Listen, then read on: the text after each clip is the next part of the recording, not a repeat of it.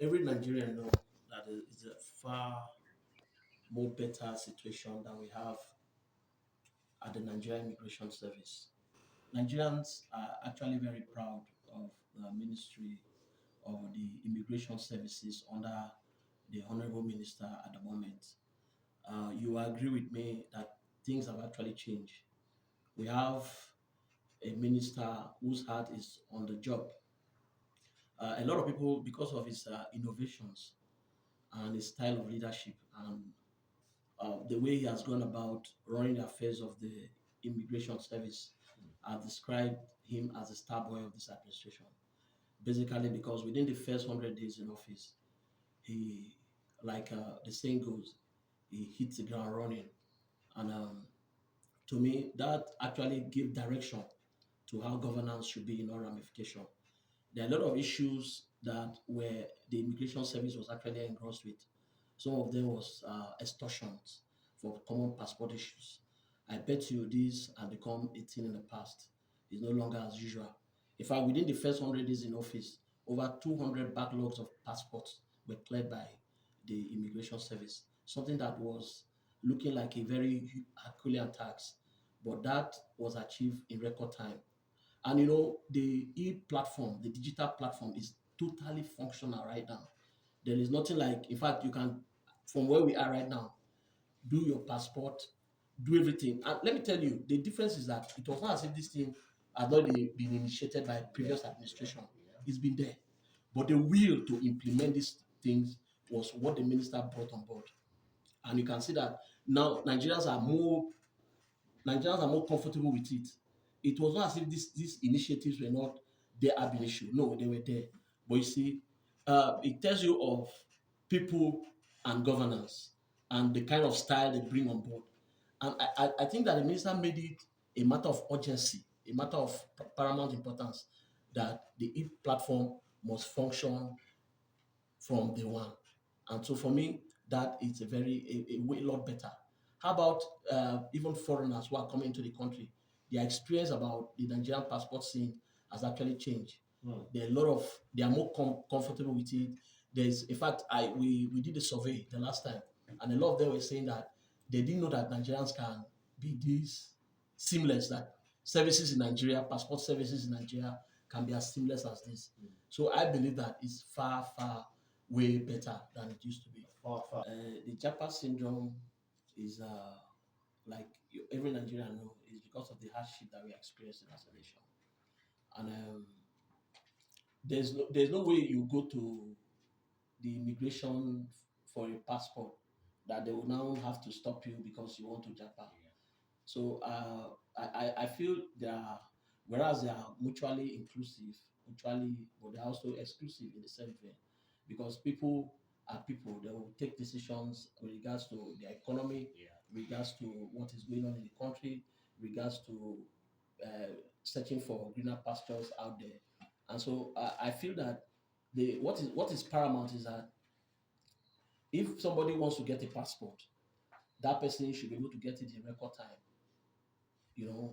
without any encumbrances, without really going through the way it used to be. So let's talk about the way it used to be. Before now, like you said, the e-passport has always been in place, but the will to make it work.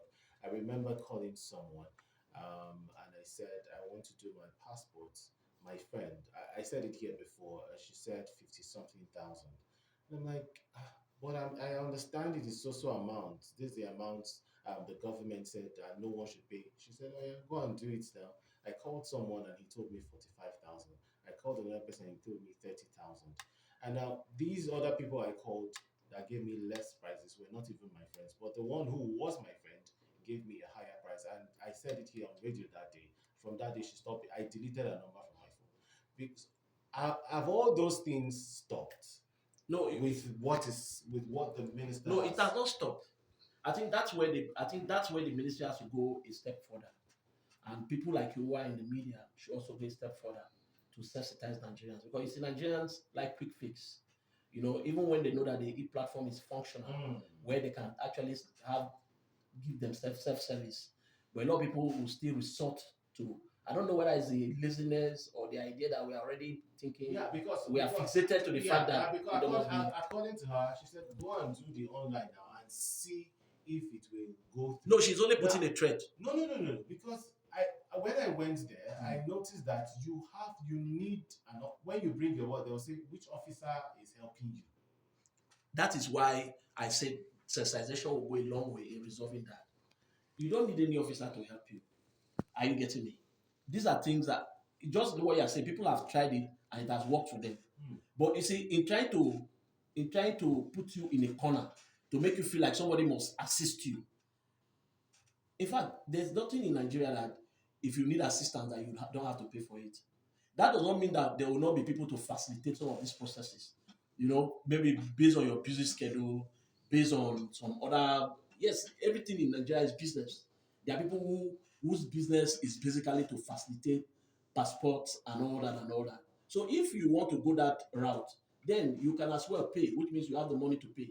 But I cannot tell you that if you follow due process, if you follow the e-platform, you are still going to get your passport without any encumbrances. Within the record time. Within the record time. Within the record time. Now, there used to be scarcity of passport. There was a time where, especially in the last administration, where they even had to give quota. They will now tell you that you have to come to this area to get this amount and all that and all that. But all that has ceased. Now it's endless. You know, there's no barriers to all that. All right, talking about people and governance and the styles brought on board, what makes this style unique from others? Talking about the style of the current minister, Tunji Ojo. No, it is. I think first, I feel is in tune with the pulse of Nigeria, and as a young person who is actually very socially savvy, he was able to see from afar that these are some of the challenges, that some of the needs. You know, you say, I'm sure he did his groundwork very well. You know, the minister's achievements is not just limited to immigration services or passport or whatever. It cut across everywhere that is in charge. Whether you talk about the NSCDC, whether you talk about prisons, whether you talk about fire service, you can see the proactiveness that these people are functioning with. Are you getting me? And so it tells you of somebody who has been able to do his background check, who has been able to carry out a need assessment of what is required of him as a leader or as a minister of interior. And so his style is very, very is proactive, is handy, he has his heart to the job. And you remember, every Nigerian knows that even when he came on board, as part of his plan to decongest the prison, he did not wait for government. He got his friends together and they raised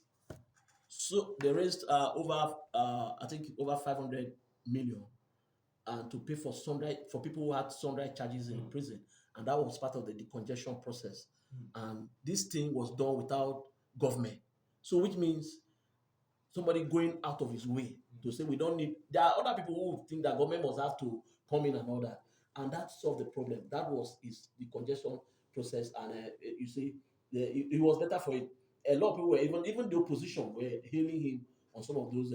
So that tells you a leader who has his heart to the job, and I feel that there are a lot we can glean from his style of leadership. We'll come back to what We need to move away from relying totally from what government can do for us to what we can bring on board when we are given very sensitive responsibility, such as being the minister of the Federal Republic of Nigeria. You see, as simple as what we are saying, getting your friends together to contribute money to ensure that you can decongest prison, that is an initiative that has ever happened in the history of Nigeria. So I feel that everybody within the mandate of their office should look at how bring, they can innovate, how they can think outside the box, how they can do something that would not naturally depend on government to be able to hash such an initiative. Another, anyway, this to a large extent, I must say that this present administration is blessed with a few people who are actually doing very well. For instance, the Minister of FCT.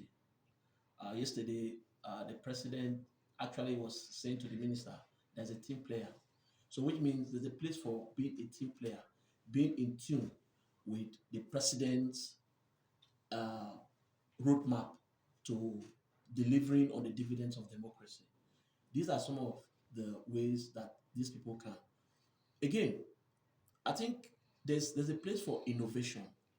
There's a place for deploying technology. For instance, one of the things that the minister has done to is to actually annex the benefits of technology to ensure that he moves his ministry forward.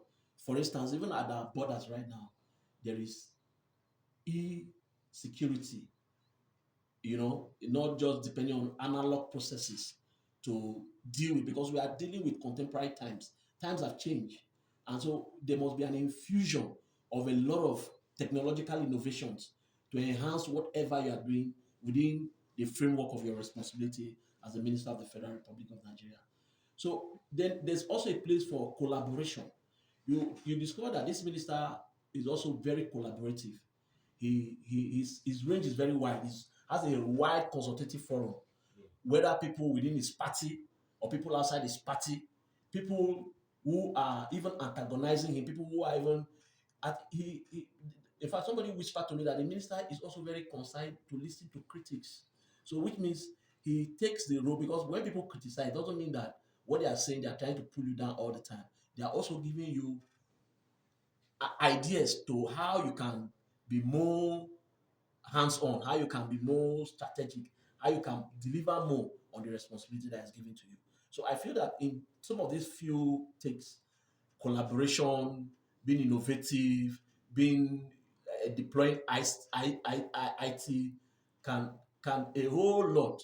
Like everybody can go, because part of the challenge we have is that when people come to leadership, they become very obsolete. They go back to traditional practice. But you see, leadership is very dynamic. You must update yourself so that in tune with current realities, with what are the happenings, what are the things. So with this, and then you must also listen to critics. Very important, very very important. As a leader, you must also listen to your critics. You must listen to people who criticize you. You don't have to shut your doors to them. And then you have to be very collaborative too, because in collaboration you are going to find the nexus between your performance and what must be done. Thank you very much. Let's come back to the Minister of Interior. What areas do you think the minister has not looked into and you would want him to pay attention to in the coming years? We're celebrating 1 year of this administration. In the last 1 year, can you say, reel out some things this minister has done and areas you would want him to focus on? Okay, now there are very few areas, especially that borders on internal security, that I feel that I know that there's already that initiative is already on, which is the school security program, which is domiciled within the NSCDC. I feel that without waste of time, we should have a core, an information or information gathering mechanism that will assist us, because part of the challenge we have, especially in northern Nigeria, is that this kidnapping of school children, which has become a rampant or has become a culture, it's becoming a recurring decimal. I feel that without hesitation, the minister should look into that to address that, because that is actually the duty, not even of the police, but of the civil defense, which is domiciled within his ministry. And so I feel that that is one area that we have not addressed, because it bothers me Sorry, each time. let's take this call before you continue. Hello, good morning. It's not easy for him to go to Ghana and just get the Ghanaian passport, but foreigners get it as in very easy. Like, what really is the issue I, there? I think that is even part of what the minister was set out to address from the onset. He was talking about how foreigners easily get our passports, and I think they are trying to clamp down on that process, because what he said is correct. Foreigners can easily get the Nigerian passport than even Nigerians. In fact, he was one of the concerns that he raised when he assumed office as Minister of Interior. So I'm sure they are working I think that process already. He spoke about it. I remember very well that I heard him loud and clear, and this concern was raised, and he was, in fact, he was querying the fact that why would it be so difficult for Nigerians to get their own passport and foreigners to get, and that's the next issue I wanted to talk about. The infiltration of foreigners into the country is one thing that the ministry should wake up to, especially immigration services. There are a lot of people who are coming here without due process. There are a lot of people from border communities, border towns who are coming into the country and doing transactions, some of them very inimical to the progress of our country. And so that must be properly looked into. Some of these people are, are the ones who are even fueling banditry in some places, especially illegal mining. We have a lot of people, Chinese, other countries, even from Nigeria and the rest, who come here and do a lot of illegal mining. They take advantage of the porous nature of our borders. So that too, the ministry must look into very seriously. And like what the young man said, I think we need to actually, maybe what we'll do, try to find out what the minister has done concerning that, because since he raised it as a concern, I'm sure he must have addressed it. But you can't stop foreigners from coming. And it does not just boil down on the minister. As Nigerians, we need to be more responsible. Some of these people who work in those places, in immigration service, because of the the financial gain that they have to get, maybe possibly what these foreigners have to, yes, part with, and so they render services to them, just like what you were trying to narrate, at the expense of building the country. And so I think it does not just bother or boils down to the minister. As Nigerians, we must make up our minds to love this country, to work for this country, to look beyond what we stand to profit, and intentionally know that the destiny of this country is in our hands. If this country must be sound, safe, and progressive, we must rejig our thinking mechanism. We must think and in tune with the love for this country, for progress, for prosperity, and for the sustenance of the nation. I think that will be a good place to leave it. Abuja, we